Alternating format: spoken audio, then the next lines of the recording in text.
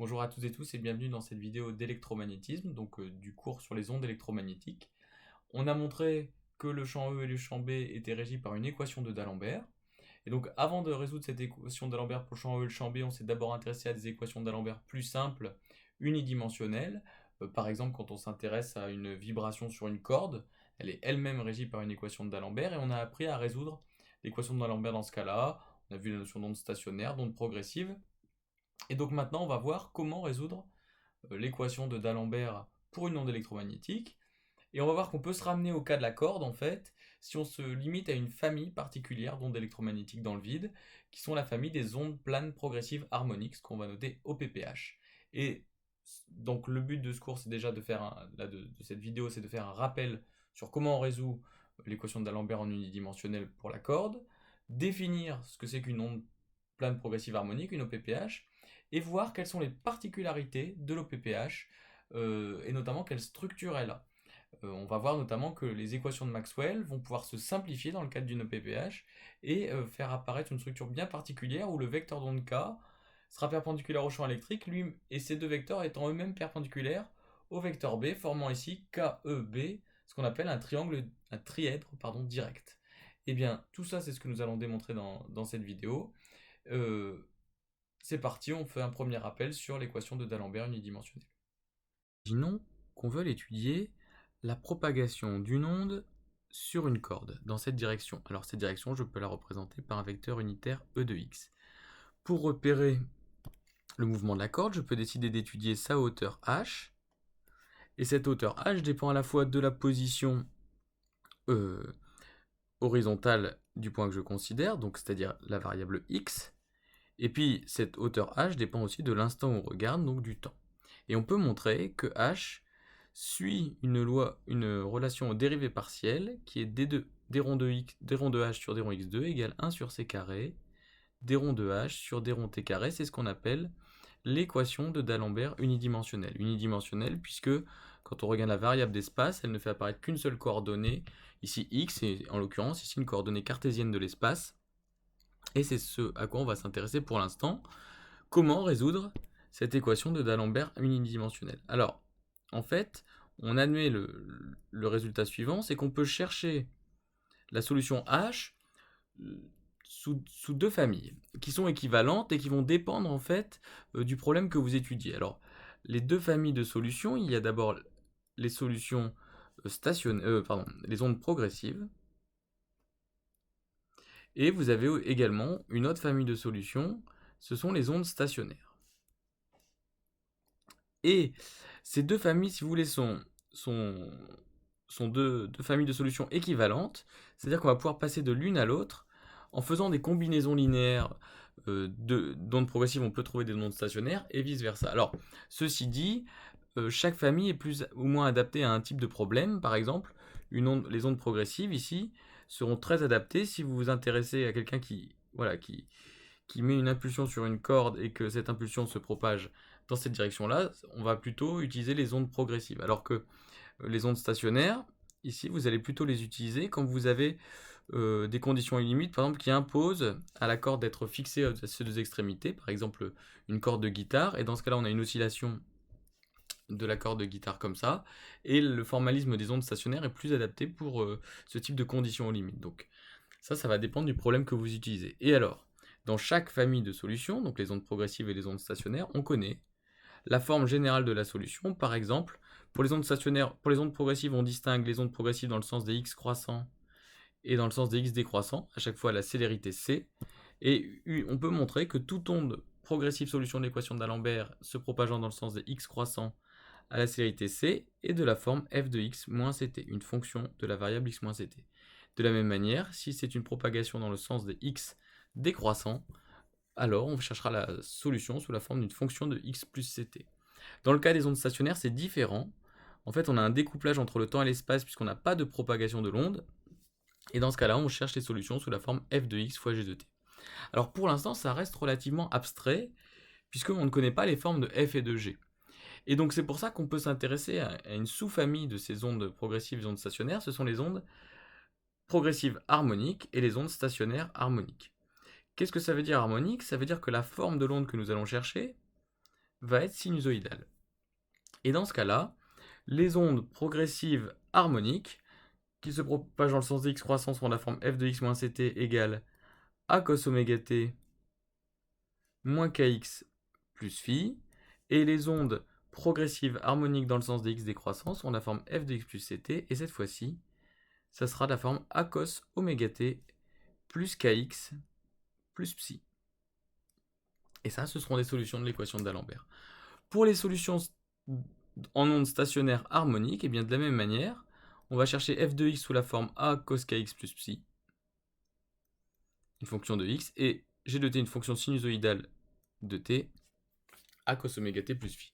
Donc, voilà ce qu'on peut dire sur la résolution de l'équation de D'Alembert unidimensionnelle spatiale qui permet par exemple d'étudier les vibrations sur une corde. Mais nous, ce qui va nous intéresser maintenant, c'est la résolution de l'équation de D'Alembert associée au champ électrique.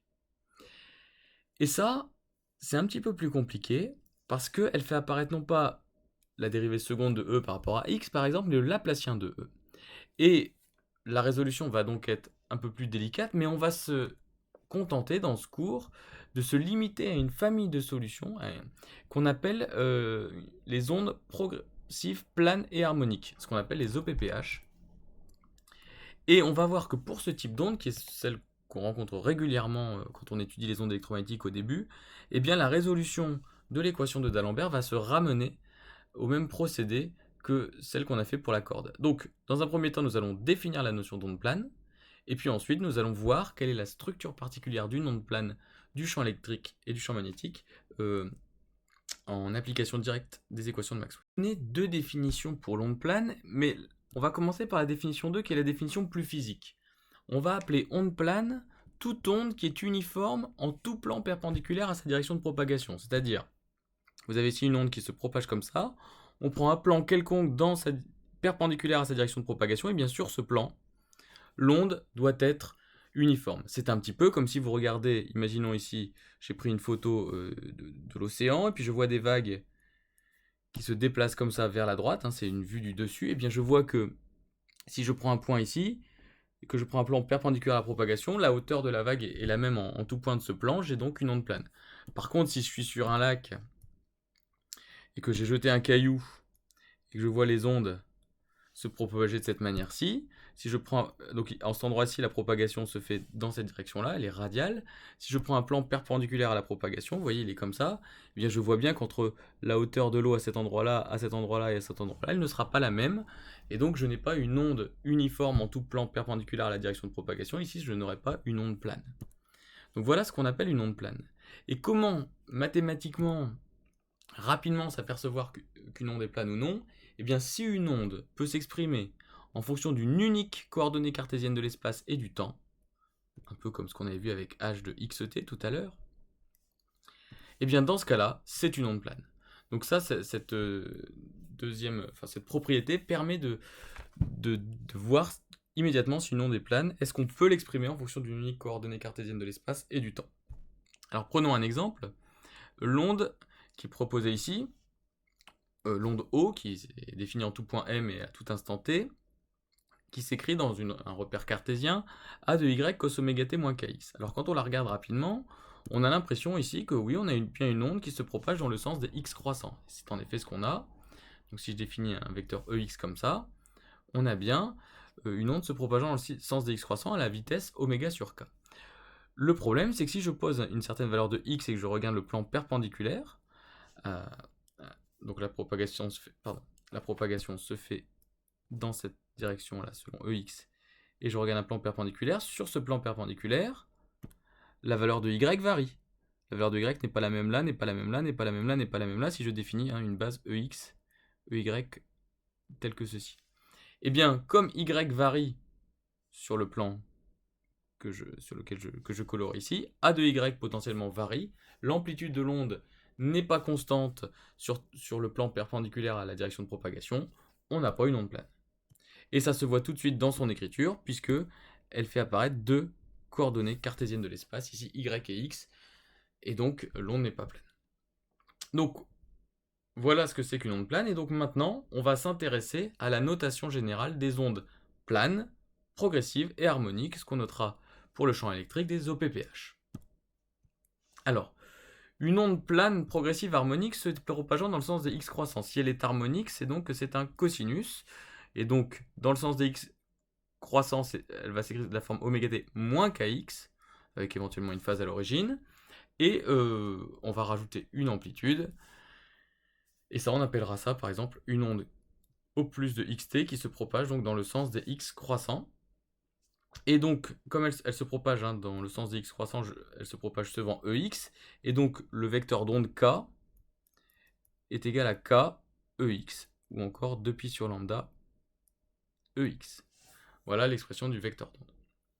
Alors, ça c'est pour une propagation qui se fait collinairement à ex, mais quand on se place dans une base cartésienne quelconque, enfin une base cartésienne, pardon, ex, y, z, on peut avoir une onde plane mais qui se propage dans une direction quelconque, comme ça, avec un vecteur d'onde qui se projettera suivant ex, ey, ez.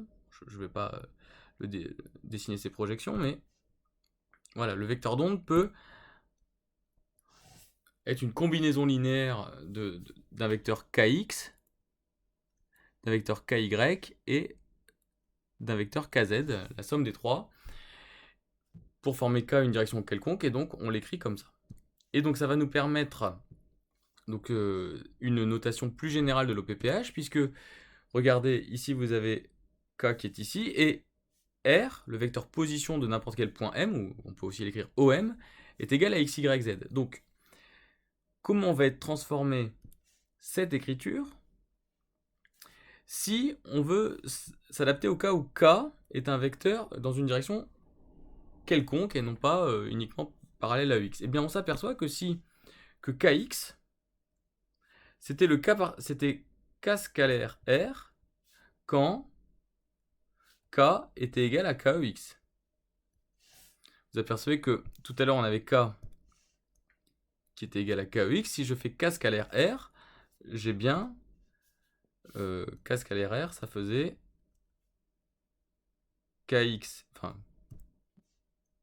k 0, 0 dans le cas précédent, puisque k n'avait qu'une coordonnée suivant x, scalaire x, y, z, et ça faisait bien kx. Donc, on s'aperçoit que k scalaire r, c'est la notation ça étend la notation kx qu'on avait en unidimensionnel cartésien au tridimensionnel. Donc, je vais pouvoir remplacer dans l'expression précédente, au plus de mt est égal à a cosinus de oméga t moins k scalaire r plus phi. Et donc vous avez une notation ici plus générale de l'OPPH avec un vecteur k d'onde k qui peut être dans n'importe quelle direction. Donc, et vous voyez bien que si k est suivant ey, ce terme-là va devenir moins ky, et si k est suivant ez, ce terme-là va devenir moins kz. Donc on a bien tous les cas possibles représentés dans cette expression. Ce qui va nous permettre de définir sous quelle forme nous allons chercher les ondes planes progressives harmoniques. Quand on cherchera à étudier des ondes planes progressives harmoniques, on pourra chercher donc les champs sous la forme, pour le champ électrique, donc le vecteur E qui est égal à son amplitude fois cosinus de oméga t moins k scalaire r plus phi, et le champ magnétique B sous la forme B0 cosinus de oméga t moins k scalaire r plus psi.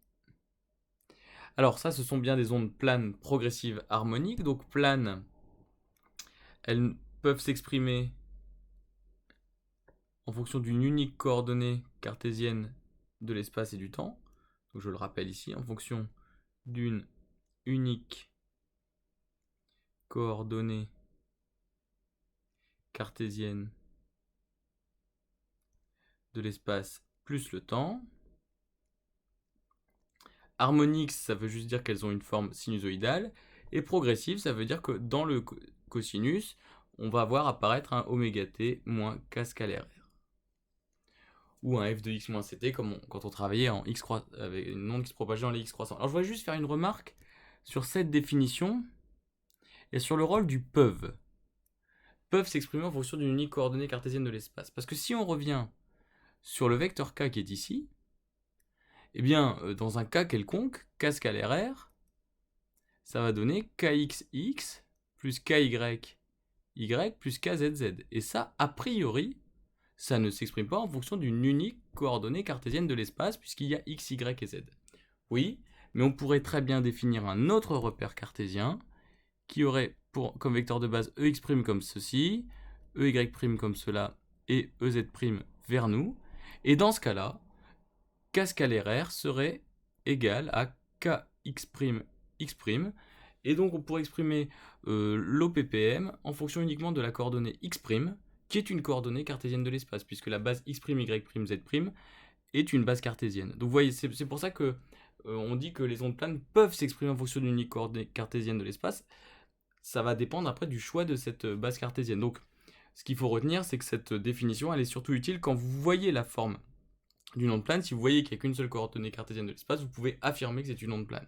Si vous voyez qu'il y a deux coordonnées cartésiennes, il faut s'assurer qu'on ne peut pas trouver une autre base cartésienne qui permettrait de se ramener à une seule coordonnée. Voilà, c'est juste un petit aparté. Et donc là, maintenant qu'on a E et B, on a la forme sous laquelle on va chercher E et B, eh bien, quand on voit que c'est uniquement un cosinus oméga t moins k scalaire plus phi, on peut être tenté, et on va le faire, d'utiliser la notation complexe, puisqu'elle va nous permettre de simplifier grandement tous les calculs de dérivée.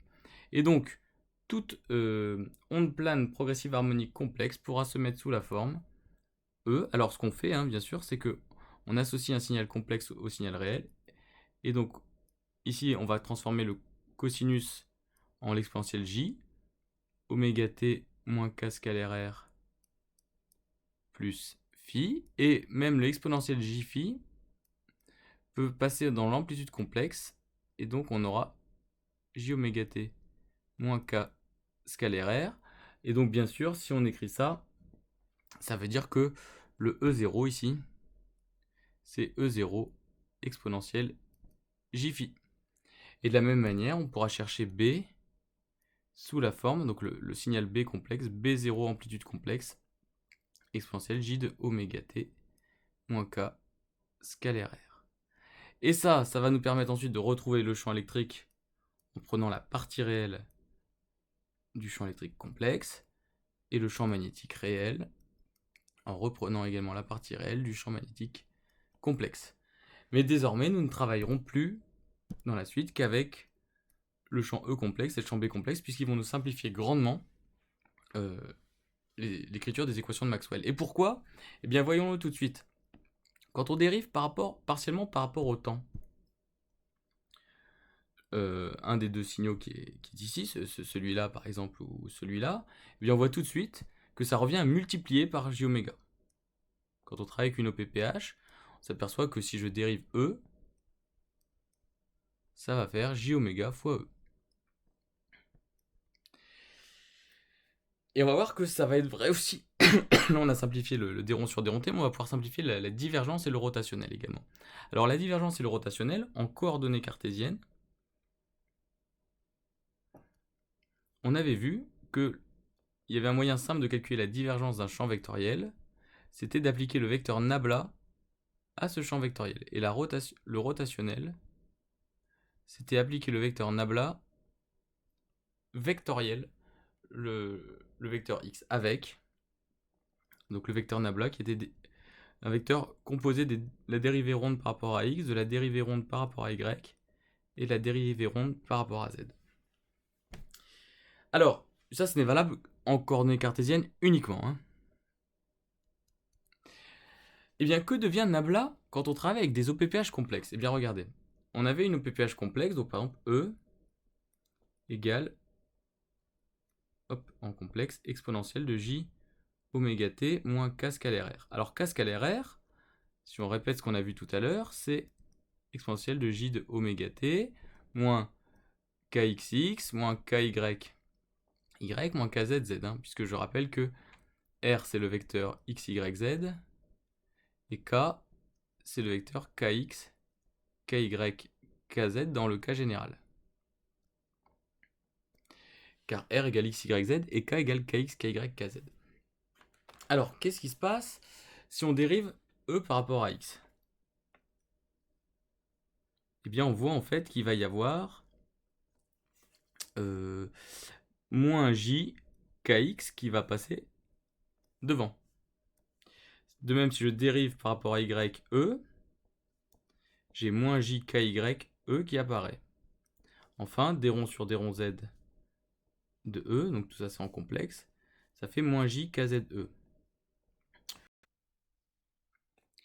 Et ça, si on regarde attentivement, on s'aperçoit que d rond sur d rond X, d rond sur d rond Y, d rond sur d rond Z, que j'ai surligné ici, eh bien, ça correspond à moins JKX, moins JKY, moins JKZ. Ce que je peux écrire de manière factorisée, moins J, facteur de KX, KY, KZ. Autrement dit, moins JK. Mais qui était d rond sur d rond X, d rond sur d rond Y, d rond sur d rond Z? C'était Nabla. Donc Nabla, quand je vais travailler avec des OPPH complexes, je vais pouvoir le remplacer par moins JK. Nabla, quand on va travailler avec les OPPH complexes, va devenir moins JK. Et donc, on peut donc résumer ce que nous avons appris sur la simplification des opérateurs quand on travaille avec des OPPH, la dérivée partielle par rapport au temps quand on travaille avec une OPPH en complexe va revenir à multiplier par J oméga. Donc je vais même écrire J oméga fois. Quand nous allons travailler avec Nabla, ça va revenir à le remplacer par moins JK. Alors Nabla en tant que tel ne nous intéresse pas, nous ce qui nous intéresse c'est avant tout la divergence. Et bien quand nous allons prendre la divergence d'un champ vectoriel X, ça va se transformer en Nabla scalaire X, autrement dit en moins JK scalaire X. Et quand donc un champ X, il sera une OPPH.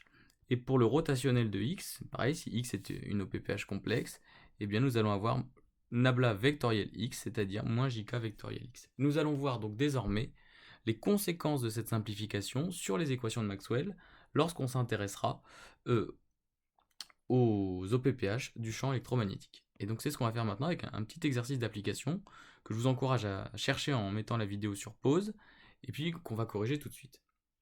Alors, on va essayer de voir que donnent les équations de Maxwell lorsqu'on les applique à des OPPH complexes.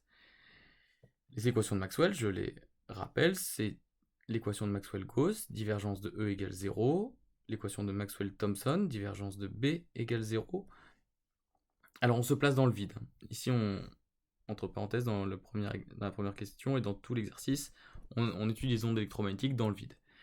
Donc ça c'est Maxwell-Gauss, Maxwell-Thomson. On peut écrire aussi l'équation qui donne le rotationnel de E, c'est l'équation de Maxwell-Faraday. Et l'équation qui donne le rotationnel de B dans le vide, c'est l'équation de Maxwell-Ampère simplifiée dans le vide, donc mu0 epsilon 0, d rond E sur d rond T. Et donc ces équations, nous allons les écrire pour une OPPH complexe. Quand nous allons chercher le champ électrique et le champ magnétique sous la forme d'ondes planes, progressives harmoniques. Eh bien nous allons avoir moins JK scalaire E égale 0. Divergence de B, je vais pouvoir le remplacer par moins JK scalaire B égale 0.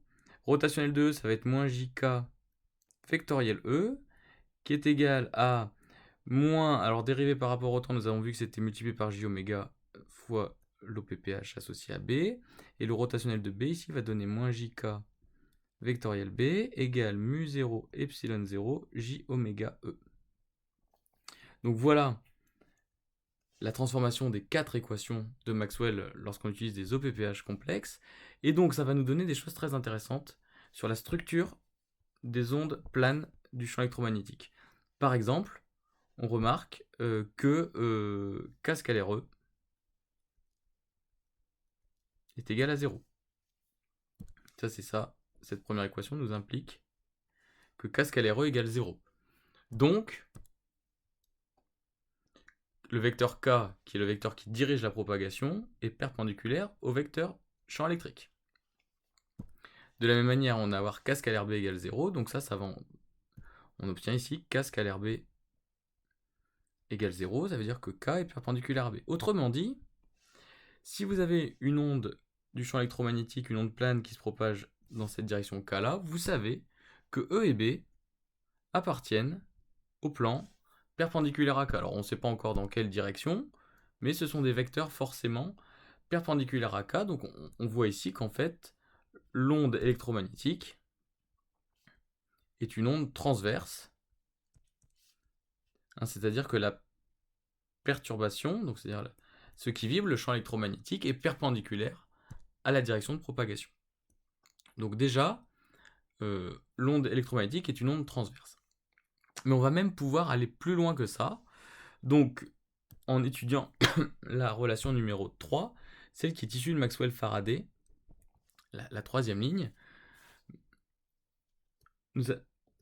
Maxwell-Faraday simplifié pour une OPPH nous donne que K vectoriel E égale oméga B, et ce qu'on écrit souvent sous la forme de la relation de structure,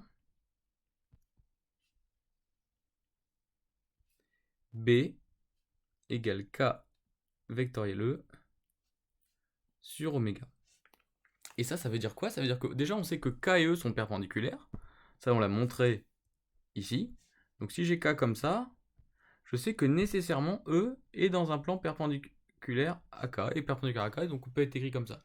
Et bien B, par l'écriture du produit vectoriel ici, est à la fois perpendiculaire à K et perpendiculaire à E, et en appliquant la règle de la main droite, on voit que K vectoriel E égale B implique que K, E et B forment un trièdre direct, donc c'est-à-dire que si K est dans cette direction-là, E vers le haut, et bien pour trouver B, j'utilise la règle de la main droite, et je m'aperçois que B vient vers nous.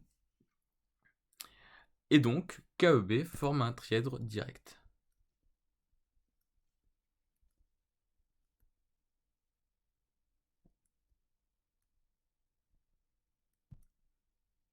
Ça, c'est quelque chose d'extrêmement important pour les ondes planes progressives harmoniques. Enfin, on nous demande... Alors, donc ça, c'était la question 3.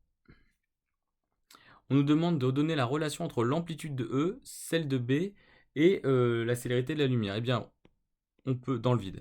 Si on reprend toujours le fait que B... Alors, je voudrais juste faire une petite remarque avant de répondre à cette question-là. On a montré, NB, petite remarque, on a vu que K scalaire E égale 0, K scalaire B égale 0, et que B, c'est égal à K vectoriel E sur oméga. Et vous voyez, ça, c'était des relations à chaque fois qui faisaient intervenir le champ E complexe, le champ B complexe, le champ B complexe et le champ E complexe.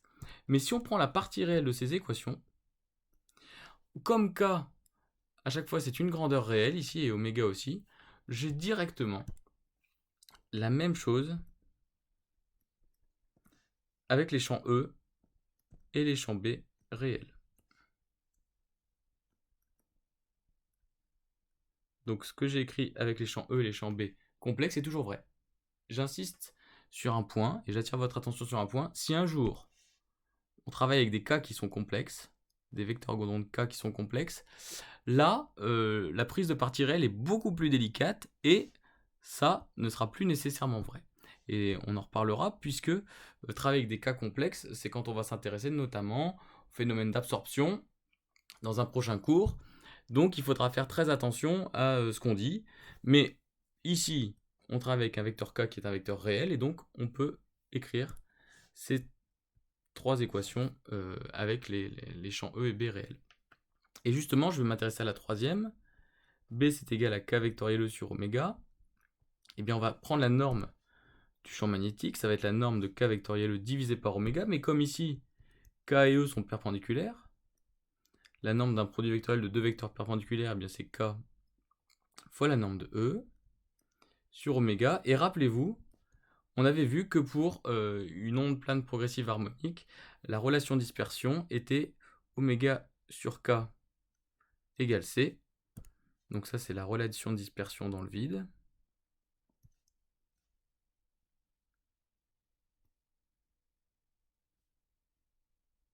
Pour une OPPH.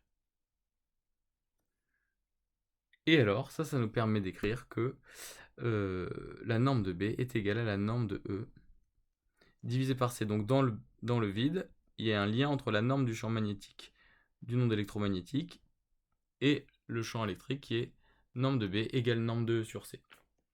Alors on va résumer tous ces résultats dans un encadré, et comme ça on aura vu l'essentiel de ce qu'il faut retenir sur la structure d'une onde électromagnétique dans le vide. On retiendra donc dans le vide que pour une OPPH de vecteur d'onde K et de pulsation oméga, on a la relation B égale K vectoriel E sur oméga, qu'on appelle relation de structure, et qui correspond en fait à l'écriture de l'équation de Maxwell-Faraday pour une OPPH dans le vide. Et on déduit de cette relation de structure ainsi que de l'équation de Maxwell-Gauss, l'équation de Maxwell-Thomson, que KEB forme un trièdre direct. C'est ce que nous avons vu tout à l'heure. Donc si on a une onde ici qui se propage dans cette direction-là, indiquée par le vecteur d'onde K, et bien E et B forment avec K un trièdre direct. Et donc on a une structure bien particulière de l'onde électromagnétique qui est transverse avec donc E et B perpendiculaires à K et E et B eux-mêmes perpendiculaires entre eux. Et donc dans le cas, voilà, on peut aussi voir la vibration de E et de B dans le cas d'une propagation dans cette direction-ci. Donc voilà ce qu'on peut résumer sur le champ électromagnétique sous forme d'ondes planes progressives harmoniques.